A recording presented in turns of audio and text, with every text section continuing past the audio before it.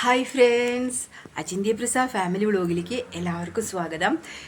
ഇതാ കുക്കിംഗ് ചെയ്യാനായിട്ട് പോവാണ്. ഇത് നമ്മൾ ക്രിസ്തുമസിൻ്റെ അന്ന് ചെയ്യുന്നൊരു വീഡിയോ ആണ്.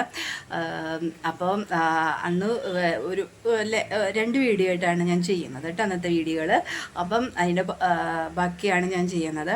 അതിൽ കുക്കിംഗ് വീഡിയോ ആണ് കേട്ടോ ഞാൻ ചെയ്യുന്നത്. അപ്പോൾ കുക്കിംഗ് വീഡിയോയിൽ ഞാൻ ചെയ്യാൻ പോകുന്നത് പനീർ ബട്ടർ മസാലയും പിന്നെ ഫ്രൈഡ് റൈസുമാണ്.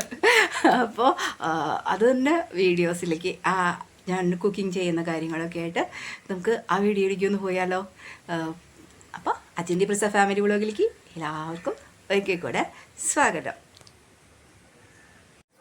അങ്ങനെ കിച്ചണിലൊക്കെ വന്നിട്ട് പെട്ടെന്ന് തന്നെ പച്ചക്കറികളൊക്കെ നുറുക്കി വെച്ചുട്ടാ. ഇത് റൈസിലേക്കുള്ള പച്ചക്കറികളാണ്. പിന്നെ ഞാൻ ചീനച്ചട്ടി അടപ്പത്ത് വെച്ചിട്ട് കുറച്ച് വെളിച്ചെണ്ണ ഒഴിച്ചിട്ട് സവാള ഇട്ടു. അതിനുശേഷം നല്ലപോലെ ഒന്ന് വഴറ്റിയിട്ട് ഇഞ്ചി ഗാർലിക് പേസ്റ്റ് എടുത്തിട്ടു. അതിനുശേഷം അതൊന്ന് വഴറ്റിയെടുത്തതിന് ശേഷം നമുക്ക് കുറച്ച് തക്കാളി ചേർത്തു. എന്നിട്ട് അതും നല്ലപോലെ ഇങ്ങനെ വഴറ്റി അങ്ങ് എടുക്കൂട്ടോ. എന്നിട്ട് അതിലേക്ക് ഒരു പച്ചമുളകിൻ്റെ കഷ്ണവും കൂടി ചേർക്കുകയും എന്നിട്ട് അതും നന്നായിട്ട് വഴറ്റിയെടുത്തതിന് ശേഷമാണ് മഞ്ഞൾപ്പൊടി ചേർക്കുക. എന്നിട്ട് മല്ലിപ്പൊടി ചേർക്കും, കുറച്ച് മുളക് പൊടി ചേർക്കും. എന്നിട്ട് നല്ലപോലെ വഴറ്റും. അത് എണ്ണ തെളിയുന്നത് വരെ തന്നെ നമ്മൾ നല്ലപോലെ വഴറ്റിയെടുക്കും കേട്ടോ.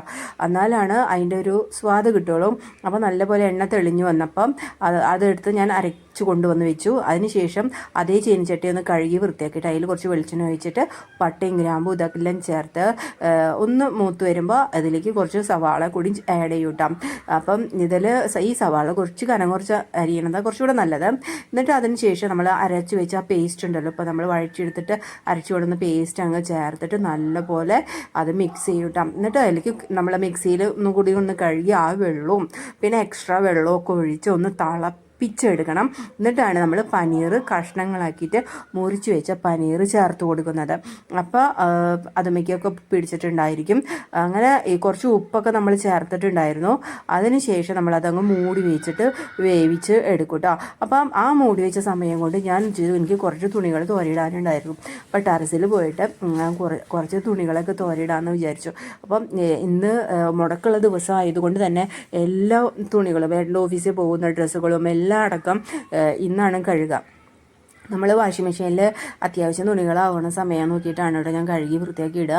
അല്ലെങ്കിൽ വെള്ളവും സോപ്പൊക്കെ നഷ്ടമല്ലേ. അപ്പോൾ എല്ലാ തുണികളും ഒന്നിച്ച് കഴുകാൻ പറ്റുന്ന ദിവസങ്ങളിൽ മാത്രം തന്നെയാണ് കേട്ടോ ഞാൻ വാഷ് ചെയ്യുക. അപ്പോൾ ആ വാഷ് ചെയ്യുമ്പോൾ തന്നെ നമുക്ക് പിന്നെ അത് ചുമന്നുകൊണ്ട് ഞാൻ മുകളിലേക്ക് പോയി അത് തോരയിടില്ല. അതൊന്നും എനിക്ക് പ്രശ്നമില്ല. പക്ഷേ വെള്ളം വേസ്റ്റാക്കി കളയണ്ടല്ലോ. നമുക്ക് വാഷിംഗ് മെഷീനിൽ കഴുകുമ്പോൾ ഒരുപാട് വെള്ളം ചിലവാകും. അപ്പോൾ അത്രയും തുണികൾ ഉണ്ടെങ്കിൽ മാത്രമേ ഞാൻ വാഷിംഗ് മെഷീനിൽ കഴുകി എടുക്കുള്ളൂ. അതുവരെ അത് അറിയുന്നത് വരെ ഇങ്ങനെ വെയിറ്റ് ചെയ്തിരിക്കും. അപ്പോൾ പിന്നെ മഴക്കാലം ഒന്നുമില്ലല്ലോ. നമുക്കിപ്പോൾ കാറ്റും വെയിലും ഇതൊക്കെ ഉള്ളത് കൊണ്ട് തന്നെ അതുകൊണ്ടൊരു ബുദ്ധിമുട്ടൊന്നുമില്ല. അപ്പോൾ പിന്നെ ഒന്നിച്ച് കഴുകിയിടല്ലേ നല്ലത്. അപ്പോൾ എല്ലാ ഡ്രസ്സുകളും ഇന്ന് കഴുകിയിട്ട് ഇന്ന് തന്നെ നമുക്കിപ്പോൾ ഉണങ്ങി കിട്ടും. അപ്പോൾ വൈകിട്ട് ആകുമ്പോഴേക്കും അതൊക്കെ ഒന്ന് മടക്കി എടുത്തു വയ്ക്കാവുന്ന കാര്യമുള്ളൂ. ഞാൻ ചുരിദാറിൻ്റെ പാൻറ്റാണ് ഇട്ടിരിക്കണത് കേട്ടോ. പണിയെടുക്കണ നേരത്തെ ഈ ചുരിദാറൊക്കെ ഇട്ട് കഴിഞ്ഞാൽ നമുക്ക് പിന്നീട് അത് പുറത്തേക്ക് പോകുമ്പോൾ ഇട്ട് നടക്കാൻ പറ്റില്ല. അത് നമുക്ക് കൂട്ടാൻ തെറിച്ചിട്ടുണ്ടാവും ഇങ്ങനെ ഇളക്കുമ്പോഴൊക്കെ. എനിക്കാണെങ്കിൽ ഇത്തിരി കൂടിയുള്ള ഒരാളും കൂടിയാണല്ലോ. അപ്പോൾ അതുകൊണ്ട് മേലേക്കൊക്കെ നല്ല പോലെ തെറിക്കും. അപ്പോൾ അതുകൊണ്ടാണ് ഞാനിപ്പോൾ അതില്ലാതിരിക്കാൻ വേണ്ടിയിട്ടാണ് കേട്ടോ ഞാൻ ടോപ്പ് മാറിയിട്ട് പാൻറ്റ് മാത്രം ഇട്ടിട്ട് പണികളൊക്കെ കഴിഞ്ഞ് കഴിഞ്ഞിട്ട് പിന്നെ എടുത്തിടാം. ക്രിസ്തുമസൊക്കെ അല്ലേ, ഇതിട്ടിട്ടാണ് ഞാൻ ഈ നീല ചുരിദാർ ഇട്ടിട്ടാണ് ഞാൻ അമ്പലത്തിലൊക്കെ പോയി വന്നത്. അപ്പം ആ കാരണം അതും ഞാൻ നല്ലപോലെ ഒക്കെ ഓരോ കാര്യങ്ങളൊക്കെ ചെയ്തു. പിന്നെ അത് തോർത്തൊക്കെ നന്നായി വിരിച്ചിട്ടു. പിന്നെ അവിടെ സ്ഥലമില്ലാണ്ടായപ്പോൾ ഞാൻ ഇപ്പുറത്ത് വന്നിട്ട് ബാക്കിയുള്ള തുണികളൊക്കെ തോരിയിട്ട് ക്ലിപ്പുകളൊക്കെയാണ് കേട്ടോ. ക്ലിപ്പുകൾ ഇടണം, അല്ലെങ്കിൽ അയൽപ്പക്കത്തെ വീട്ടിൽ പോയിട്ട് കെടുക്കും അതെങ്ങാനും. അപ്പം ഞാനിവിടെ വോയിസ് ഓവർ കൊടുക്കുന്ന നേരത്ത് ബാങ്ക് വിളിക്കുന്ന ശബ്ദം കേൾക്കാനുണ്ട് കേട്ടോ. ഇനി അതിന് കോപ്പി റൈറ്റിംഗ് ഉണ്ടോ എന്താണെന്ന് എനിക്കറിയില്ല. എനിക്ക് പേടിയാണ് ഈ പാട്ടും ഇതൊക്കെ കേൾക്കുമ്പോൾ തന്നെ. അപ്പോൾ അങ്ങനെ അത് ഓരോയിടലൊക്കെ കഴിഞ്ഞ് ഞാൻ നേരെ അകത്തേക്ക് കയറിപ്പോയിട്ടോ. എന്നിട്ട് തുറന്നു നോക്കിയപ്പോൾ അതെല്ലാം തിളച്ച് റെഡി ആയിട്ടുണ്ട്. അപ്പോൾ കുറച്ച് നമ്മുടെ കസ്തൂരി മേത്തി ഇട്ടു, കുറച്ച് മല്ലിയിലൊക്കെ വിതറി അടച്ചു വെച്ച് ഇറക്കി വയ്ക്കും കേട്ടോ പാത്രം. ചട്ടി നല്ലപോലെ ചൂടായി വന്നിട്ടുണ്ട്. നമുക്ക് കുറച്ച് വെളിച്ചെണ്ണ നല്ലപോലെ ഒഴിക്കാം. വെളിച്ചെണ്ണ ഇത്തിരി വേണം. ഇത്തിരി റൈസ് കൂടുതലുണ്ട്. ഞാൻ ഉച്ചയ്ക്കും വൈകിട്ടത്തേക്കൊക്കെ ഒരുമിച്ചാണ് വെക്കണത്. അതാണ് കേട്ടോ ഇത്രയധികം റൈസ് എടുക്കുന്നത്. അപ്പോൾ വേറെ പണിയൊന്നുമില്ലല്ലോ. അപ്പം അതുകൊണ്ട് വെളിച്ചെണ്ണ നന്നായി ചൂടായി കഴിഞ്ഞാൽ പിന്നെ പരിപാടികൾ ആരംഭിക്കാം. ആദ്യം വെളുത്തുള്ളി ഇട്ട് കൊടുക്കാം. അപ്പം തന്നെ ചെറിയൊരു മതി. അപ്പോഴേക്കും നമുക്ക് നമ്മുടെ ഉള്ളി ഇട്ട് കൊടുക്കണം. കാരണം ഉള്ളി ഇട്ട് കൊടുത്തില്ലെന്ന് വെച്ചാൽ പെട്ടെന്ന് അങ്ങനെ ഇടാനുള്ള സാധ്യതയുണ്ട്. വെളുത്തുള്ളി കരിയാൻ പാടില്ല. ഇത് നമുക്ക് അങ്ങനെ സ്പെഷ്യലായിട്ടൊന്നും നമുക്ക് വേവിക്കണ്ട. നമുക്ക് അത് കഴിഞ്ഞാൽ അപ്പം തന്നെ ഒരു മിനിറ്റ് അത് കഴിഞ്ഞാൽ അപ്പം തന്നെ നമുക്ക് പച്ചക്കറി ഇട്ട് കൊടുക്കാം കേട്ടോ. ഞാൻ അങ്ങനെയാണ് ചെയ്യണത്, അല്ലെങ്കിൽ ഈ പച്ചക്കറിയുടെയൊക്കെ കളറൊക്കെ പോവും. അപ്പം പച്ചക്കറി ഇട്ട് കൊടുക്കണം.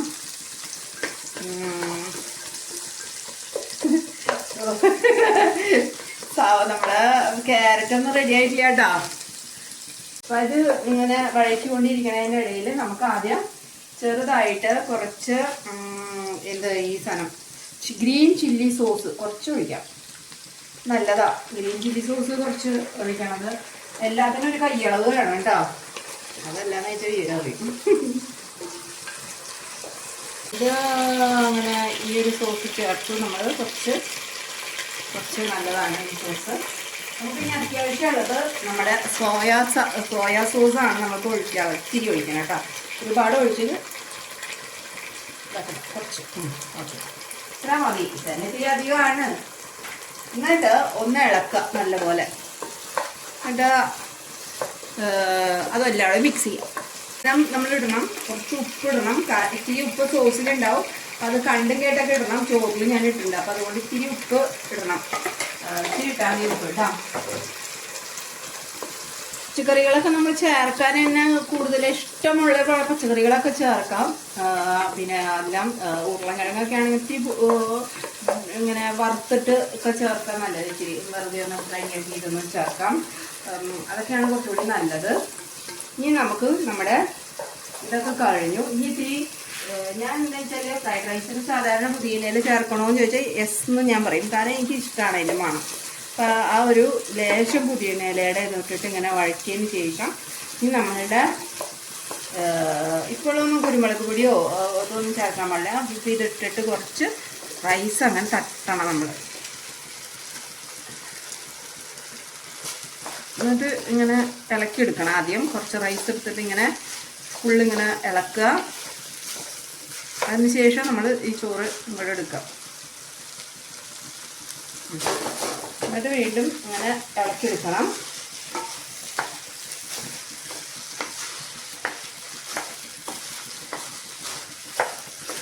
കണ്ടോ, അത്യാവശ്യം കണ്ടോ ഇങ്ങനെയായി. ഇതാണ് നമ്മുടെ ഫ്രൈഡ് റൈസ്. തീ എപ്പോഴും കൂട്ടി തന്നെ ഇട്ടോ കേട്ടോ. കേട്ടോ, ഇതാണ് ഫ്രൈഡ് റൈസ്. ഇതിന് ശേഷം നമുക്ക് ഒരു കാര്യമുണ്ട്. കുറച്ച് എന്ത് വേണം? കുരുമുളക് പൊടി. നമ്മൾ ഇതുവരെ പച്ചമുളകോ ഒന്നും ചേർത്തില്ല. ആവശ്യമുള്ളതനുസരിച്ച് കുരുമുളക് പൊടി ചേർക്കാട്ടോ. വേമ്പൊടിക്ക് വേണമെങ്കിൽ അത്ര വേണമെന്നൊന്നുമില്ല. കുരുമുളക് പൊടി ഒന്നും വേണമെന്നൊന്നുമില്ല നമുക്ക്. പിന്നെ കുറച്ച് ഉപ്പ് ചേർക്കാം. പഞ്ചസാര ഇത്തിരി ചേർക്കാം. അതാണ് അതിൻ്റെ ഒരു സ്വാദ് കിട്ടുക. ഇത് നമുക്കിങ്ങനെ ഇളക്കാം. ഓക്കെ,